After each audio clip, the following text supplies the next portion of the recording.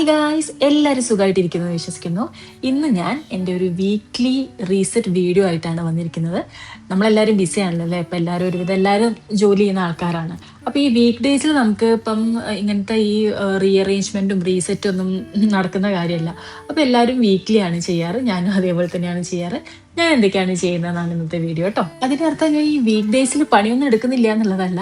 പക്ഷേ ചില വർക്ക്സ് നമുക്ക് വീക്ക് ഡേയ്സിൽ ചെയ്യാൻ പറ്റാത്തതോ അല്ലെങ്കിൽ നമുക്ക് ടൈമിൻ്റെ ഒരു ബുദ്ധിമുട്ട് കാരണം ചെയ്യാൻ പറ്റാത്ത ഒരു അവസ്ഥ ഉണ്ട്. അപ്പോൾ അത് നമ്മൾ വീക്കെൻഡ്സിലേക്ക് മാറ്റി വെക്കാറുണ്ട്. അതിൽ ആദ്യത്തേതാണ് ഈ ബെഡ് മാറ്റി വിരിക്കുന്നത്. ഇപ്പോൾ ഈ സമ്മർ ആയതുകൊണ്ടേ നമ്മളിങ്ങനെ വിയർക്കുമല്ലോ, വല്ലാതെ ഈ വിയർപ്പും ബുദ്ധിമുട്ടുകളൊക്കെ ഉള്ളതുകൊണ്ട് എല്ലാ ആഴ്ചയും സാധാരണ ഞാൻ 2 ആഴ്ചയിൽ ഒരിക്കലാണ് ബെഡ്ഷീറ്റ് മാറ്റി വിരിക്കാറ്. പക്ഷെ ഇപ്പോൾ സമ്മർ ആയതുകൊണ്ട് എല്ലാ ആഴ്ചയും ഞാൻ ബെഡ്ഷീറ്റ് മാറ്റി വിരിക്കാറുണ്ട്. പ്രത്യേകിച്ച് ഈ പില്ലോ കവർ, നമ്മൾ തലയിലൊക്കെ ഒത്തിരി വിയർപ്പും ഈ അഴുക്കും ഒക്കെ പിടിക്കുമല്ലോ.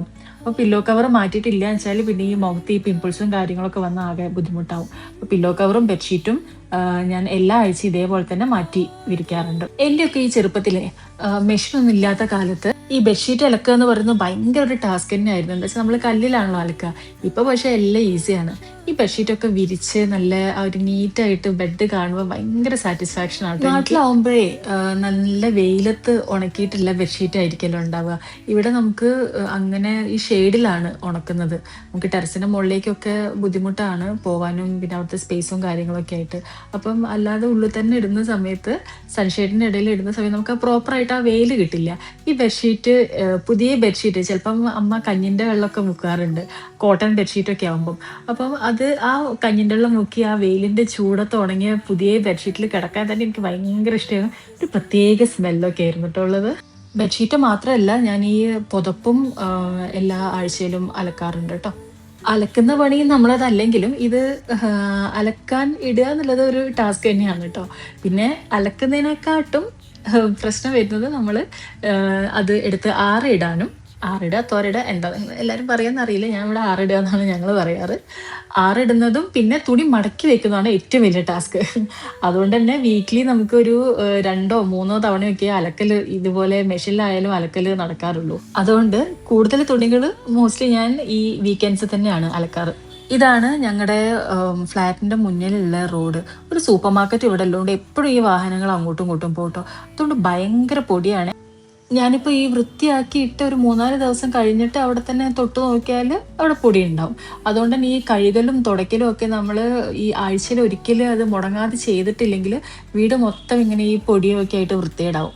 ഇവിടെയൊക്കെ ശരിക്കും പറഞ്ഞാൽ തുടച്ചാൽ മാത്രം പോരാ, വെള്ളം ഇട്ട് കഴുകി തന്നെ വേണം. ഇത് ആക്ച്വലി കുറച്ചുകൂടി കൂടുതൽ പൊടിയുണ്ട്. കാരണം എനിക്ക് കഴിഞ്ഞ ആഴ്ച കുറച്ച് ബിസി ആയതുകൊണ്ട് ഞാൻ ബാൽക്കണി കഴുകിയിട്ടില്ലായിരുന്നു. അതുകൊണ്ട് ഈ ആഴ്ച അത്യാവശ്യം നല്ല രീതിയിൽ ചളി ഉണ്ടായിരുന്നു കേട്ടോ. ചളി എന്ന് പറയുമ്പോൾ പൊടി തന്നെയാണ്. നമ്മളത് വെള്ളം ഒഴിക്കുമ്പോഴത്തേക്ക് ഒരുമാതിരി ഇങ്ങനെ ഈ ചളി പോലെ തന്നെ ഉണ്ടാവും. പിന്നെ അതുകൂടാതെ ഞങ്ങളുടെ ഫ്ലാറ്റിലെ ഈ വാട്ടർ ടാങ്ക് ഇല്ലേ, അത് ഞങ്ങളുടെ തൊട്ട് മേലെ ഉള്ള ഫ്ലോറിലാണ്. അതുകൊണ്ട് തന്നെ അത് നിറഞ്ഞു കഴിഞ്ഞാൽ അതിൻ്റെ അകത്ത് നിന്ന് വരുന്ന വെള്ളം ഇങ്ങനെ സ്റ്റെപ്പ് കൂടി ഇറങ്ങിയിട്ട് ഞങ്ങളുടെ ഈ ബാൽക്കണിയിലേക്ക് ഒഴിച്ചു വരാം. എന്നിട്ട് ആരെങ്കിലും വേസ്റ്റോ മറ്റോ അതിൻ്റെ മുകളിൽ ഇട്ടിട്ടോ അല്ലെങ്കിൽ വല്ല പൊടിയോ മറ്റോ ആ സ്റ്റെപ്സിൻ്റെ മുകളിൽ ഉണ്ടെങ്കിൽ ആ വെള്ളം ഒലിച്ചു വരുന്ന കൂട്ടത്തിൽ അതും കൂടി ഞങ്ങളെ ബാൽക്കണീൻ്റെ മുകളിലേക്കാണ് ഒലിച്ചു വരിക. ഇതാണ് ഞാൻ ക്ലീൻ ചെയ്തിട്ടില്ല എൻ്റെ ബാൽക്കണി കേട്ടോ. കഴിഞ്ഞ ആഴ്ച ഞങ്ങൾ കുറച്ച് ഫേർണിച്ചേഴ്സൊക്കെ പർച്ചേസ് ചെയ്തിട്ടുണ്ടായിരുന്നു. അപ്പോൾ ഇതിൻ്റെ പെട്ടികളും കാര്യങ്ങളൊക്കെ ഇവിടെ തന്നെയായിരുന്നു വെച്ചത്. ഈ വീക്ക് ഡേയ്സിൽ നമ്മൾ ഈ വർക്ക് ചെയ്യുന്നത് ആയതുകൊണ്ടേ രാത്രിയോ വന്നിട്ട് വേണം നമ്മൾ എല്ലാ വർക്കും ചെയ്യണമെങ്കിൽ. അപ്പോൾ പിന്നെ ഈ സാധനങ്ങൾ കളയലൊന്നും നടക്കുന്ന കാര്യമില്ല. അപ്പം അത് ഇവിടെ തന്നെ വെച്ചിട്ടുണ്ടായിരുന്നു. അപ്പോൾ വീക്കെൻഡ്സിലാണ് ഇങ്ങനത്തെ കാര്യങ്ങളൊക്കെ ക്ലീൻ ചെയ്യാറ്. ഞങ്ങൾക്ക് ഇവിടെ വേസ്റ്റൊക്കെ ഇങ്ങനെ എടുത്ത് വെച്ചിട്ട് ഒരു 2-3 ദിവസം കൂടുമ്പം താഴെ കൊണ്ട് വെച്ചാൽ മതി. അവിടെ ഈ കോർപ്പറേഷൻ്റെ ആൾക്കാർ വരും എടുത്തുകൊണ്ട് പോകാൻ വേണ്ടിയിട്ട്. ഒരു പ്രത്യേക ടൈം ഉണ്ട് അവർക്ക്. ആ സമയത്തിന് മുമ്പ് നമ്മൾ കൊണ്ടുവച്ചിട്ടുണ്ടെങ്കിൽ അവരത് എടുത്തു കൊണ്ടുപോയിക്കോളും. ഇവിടെ നമ്മുടെ നാട്ടിലെ പോലെ വേസ്റ്റ് സെഗ്രിഗേഷൻ ഒന്നും ഇല്ല കേട്ടോ. ഈ പ്ലാസ്റ്റിക് വേറെ, കുപ്പി വേറെ, പാട്ട വേറെ, അങ്ങനെയൊന്നുമില്ല. ഫുഡ് വേസ്റ്റ് അങ്ങനെയൊന്നുമില്ല. എല്ലാ വേസ്റ്റും നമുക്ക് ഒരുമിച്ച് ഒരു കണ്ടെയ്നറിനകത്താക്കിയിട്ട് കൊണ്ടുവച്ചാൽ മതി. എൻ്റെ ഈ വീക്ക്ലി റീസെറ്റിലെ എനിക്ക് ചെയ്യാൻ ഏറ്റവും മടിയുള്ളൊരു കാര്യം എന്താണെന്നറിയോ? അടിച്ചു വാരി തുടയ്ക്കുക എന്ന് പറയുന്നത്. അതെന്താ അങ്ങനെയെന്ന് ചോദിച്ചാൽ എനിക്ക് ഇഷ്ടമല്ല. ഒന്നാമത് അത് ഒരേപോലത്തെ ജോലിയല്ലേ. നമ്മൾ ഈ അടിച്ചു വാരി കഴിഞ്ഞ് നമ്മൾ ഈ കൈയൊക്കെ അനങ്ങുന്നു, അതേപോലെ തന്നെ അതേ സ്ഥലത്തോട് തന്നെയാണ് നമ്മൾ വീണ്ടും തുടയ്ക്കുന്നത്. എന്ന് വെച്ചാൽ ചെയ്ത അതേ ജോലി മറ്റേത് ചൂലോട് ജസ്റ്റ് അടിച്ചു വാരുന്നു, ഇത് വെള്ളം മുക്കി തുടയ്ക്കുന്നു. ആ ഒരു വ്യത്യാസമേ ഉള്ളൂ. അപ്പം രണ്ടും ഒരേപോലത്തെ ജോലി ആയതുകൊണ്ടായിരിക്കാം എനിക്കിത് ചെയ്യാനൊരു മടി. പക്ഷേ ചെയ്യാതിരിക്കാൻ പറ്റില്ലല്ലോ.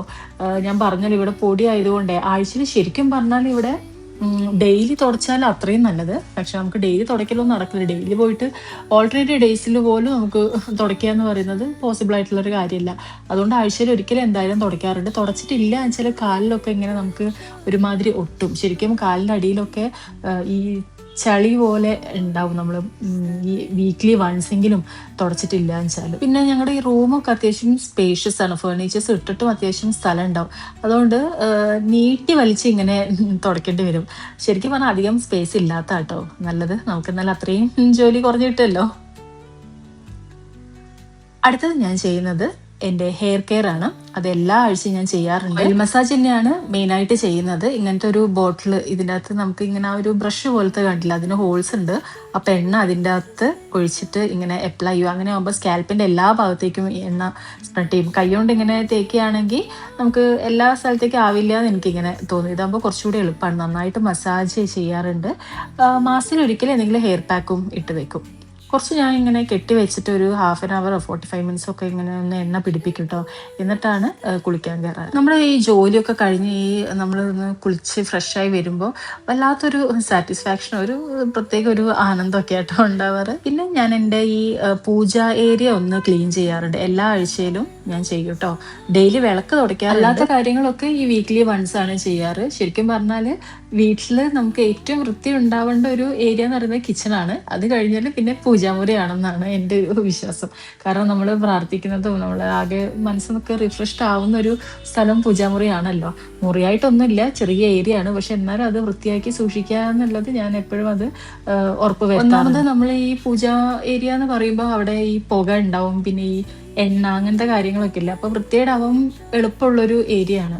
അപ്പോൾ നമ്മൾ വൃത്തിയായിട്ട് കറക്റ്റ് ഒരു ഇത് വെച്ചിട്ട് ഇൻ്റർവെൽ വെച്ചിട്ട് അത് വൃത്തിയാക്കിയിട്ടില്ല എന്ന് വെച്ചാൽ പെട്ടെന്ന് തന്നെ അത് വൃത്തിയേടാവാനും കാണുമ്പോൾ തന്നെ ഒരു ബുദ്ധിമുട്ട് ഉണ്ടാവുകയും ചെയ്യുമല്ലോ. അപ്പം അത് വിതൗട്ട് ഫെയിൽ ഞാൻ എല്ലാ ആഴ്ചയും അത് ക്ലീൻ ചെയ്യാൻ ശ്രമിക്കാറുണ്ട്. ശരിക്കും ഒരു ഞായറാഴ്ച നമുക്ക് കിട്ടുകയാണെങ്കിൽ, അല്ലെങ്കിൽ ഒരു ഓഫ് ഡേ കിട്ടുക എന്ന് പറയുന്നത് റിലാക്സ് ചെയ്യാനുള്ള ഒരു ടൈമാണ്. പക്ഷെ എന്ത് ചെയ്യാം, മോസ്റ്റ്ലി നമ്മുടെ നാട്ടിൽ പൊതുവേ അത് ക്ലീനിങ്ങിനുള്ള സമയമാണ്. എന്ത് ചെയ്യാം, നമ്മുടെ വീടല്ലേ, നമ്മൾ തന്നെ ക്ലീൻ ചെയ്യണം. പിന്നെ ഒരു മെയ്ഡിനൊക്കെ എഫോർഡ് ചെയ്യാൻ പറ്റുന്ന ആൾക്കാരാണെങ്കിൽ അത് തന്നെയാണ് ഏറ്റവും നല്ലത്.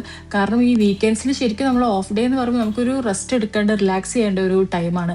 അത് നമ്മളിങ്ങനെ ഈ ഹൗസ് ഹോൾഡ് ആക്ടിവിറ്റീസ് ഒക്കെ ചെയ്ത് തീർക്കുക എന്ന് വെച്ചാൽ കുറച്ച് ബുദ്ധിമുട്ടുള്ള കാര്യം. എഫോർഡ് ചെയ്യാൻ പറ്റുന്ന ആൾക്കാർ ചെയ്യുക, അല്ലാത്തവർ സ്വന്തം തന്നെ ചെയ്യുക. അപ്പോൾ ഇത്രയേ ഉള്ളൂ ഇന്നത്തെ വീഡിയോ. അടുത്ത വീഡിയോയിൽ കാണുന്നവരെ ടാറ്റാ.